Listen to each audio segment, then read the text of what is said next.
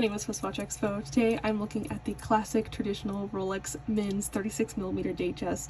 This is such a great size for both men and women. So many ladies are wearing this size now, and I just figured I would pull out one of the most traditional versions that we have. This is the champagne diamond dial, two-tone with a fluted bezel and a Jubilee bracelet. This is really kind of the do-it-all watch if you want something that can go from classy and dressy, kind of more down to casual.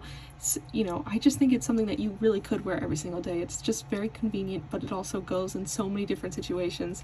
And if your style is wearing a little bit of an oversized watch, you can definitely pull this off. It looks great on ladies' wrists.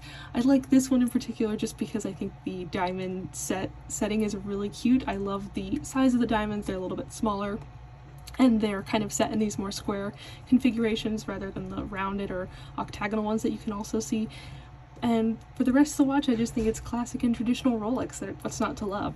So if you're looking for a Rolex watch or even some more interesting and unique watches, definitely check out our entire selection at SwissWatchExpo.com.